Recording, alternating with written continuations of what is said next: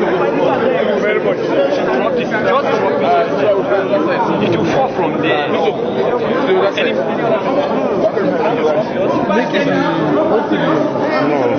Are you here? Yeah, we are here. All here. Did you vote anywhere?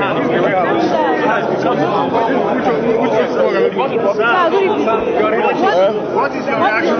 You are pushing me. Just push back a bit. Because I'm tight.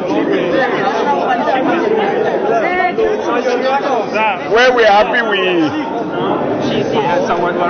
we give thanks to God for the outcome. We have never had doubt that our president won the election. And but let me appreciate PDP for going to court because listening to the judges, they've helped to, rather resort to self-help. They're choosing to submit to the judicial process to review their grievances, and they've had ample opportunity to lay their allegations, and they've had opportunity to speak to prove those allegations. We've had opportunity to question those allegations, and the courts have arrived at a decision to the effect that the allegations were unfounded. And if you're in my shoes, you don't need to ask me how I feel. But I think also very important for us as a party is that in the course of this trial, there were clear attempts to throw mud at the person and the integrity of the president when people question his claims to whether or not he went to secondary school and whether or not Muhammadu Buhari is the same as Muhammad, and whether or not he swore to false affidavit. Now, these are issues that impinges on the integrity of the president. Now, those who made those allegations have had opportunity to prove them, and as the court has found out, they were not able to prove them.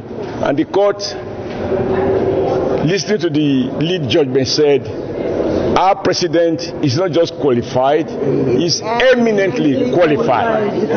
Number two, that his name, whether it's Muhammadu or Muhammad, is one and the same person. So there is no attempt to cheat.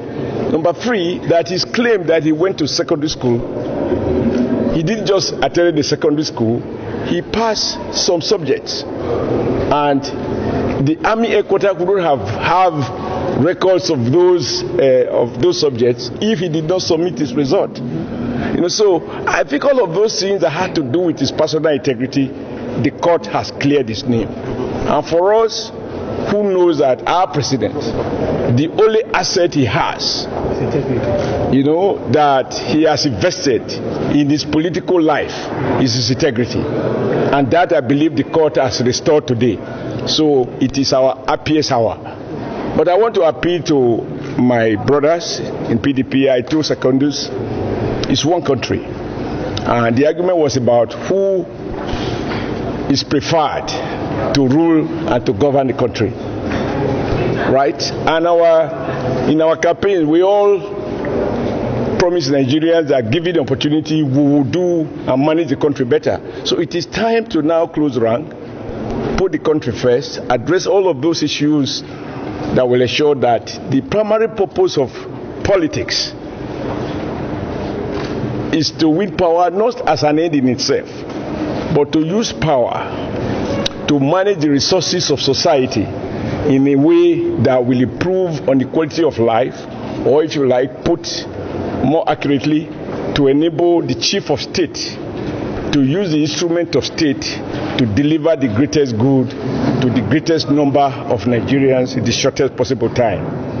If we are able, now that we have put this behind us, no further distraction, we all can come together, both the opposition and the governing party, through constructive engagement, assist government to do what it has to do, to ensure that life is better for the average Nigerian. Because don't forget, regardless of who you voted for, whether you voted for Buhari or you voted for Atiku or you voted for all of the other candidates that participated, people made sacrifices.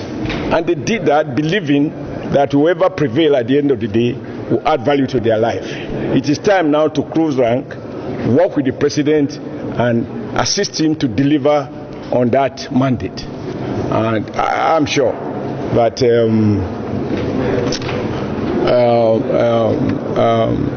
it's a win-win for all.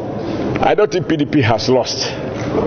They suspected that they were cheated, and they be reassured that they were not cheated. It's just that they were not preferred. And the good news, they have a chance another day.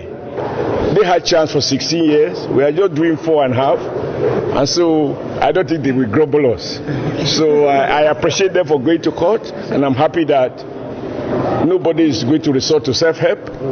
If at this level we are leading by example, I expect people below to also lead by example, so that disputations and contestations are settled in court and not on the streets. The Supreme Court? I don't want to speculate about Supreme Court. Is there a case in Supreme Court? Council of the PDP said they will be heading to Supreme Court. So what is your say on this? If they say so, we will meet there. Until then, I don't think they have gone there. Sometimes, you know, it takes time to reflect. I listened to their lawyer. I think they want to review the judgment and ask themselves, are there loopholes worth exploiting upstairs? If there are none, why do you want to waste time? But remember, there are people who will want this matter to escalate, because that way they keep the benefit. But for me, it doesn't matter. I think that whatever happened is our country. Like I told Secondus, I said, this is not about me and him. It's not about APC or PDP. It's about Nigeria. Let's just get on, you know, and work together and use the instrument of governance to better the life of Nigeria. That is what people want now, not endless disputations over election. Okay. But if they choose to go to Supreme Court, we'll meet them there. Okay, sir. Sir, many Nigerians were the proceedings are going. Thank you very much. Wait, hold on. Coalition, the consensus platform upon which Atiku ran. The opposition coalition CUPP received with shock the judgment of the Presidential Election Tribunal delivered today, upholding the election of President Muhammad Buhari. We reject, and I repeat, the opposition reject it totally and view it as law turned upside down and an insult and provocation on Nigerian people. From the totality of the judgment delivered here today, the Court of Appeal has lost the rare opportunity presented to it by the petition of the consensus candidate Atiku Abubakar to put an end to electoral fraud, leadership incompetence, and imposition of unfit leader on the people. By this judgment today, majority of Nigerians who had believed, though erroneously, that the judiciary was indeed independent, have been brazenly awakened to the fact and correct belief that the presidency had successfully hijacked the judiciary, and Nigeria can only expect judgment, not justice. Today's judgment is a manipulation of the law and the brazen use of technicality to stamp injustice, rob the people of justice, and deny the nation the chance to have a leader that they truly elected in the person of Atiku Abubakar. The nation weeps today. West Africa is crying, and the international community is in shock.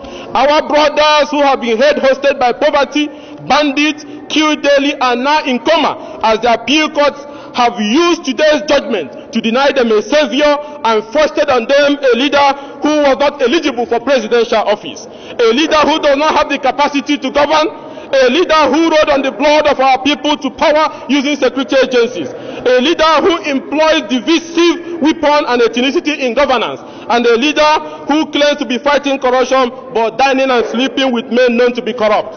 The nation is the loser today, not Atiku Abubakar or the opposition.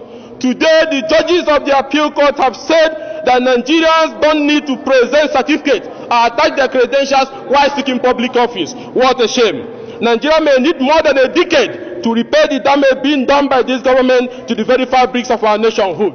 However, as lawful citizens and apostles of rule of law, we wish to announce to Nigerians not to lose hope, because our consensus candidate Alhaji Atiku Abubakar is heading to the Supreme Court for a final appeal to reclaim the people's mandate given to him. We cannot take the law into our hands.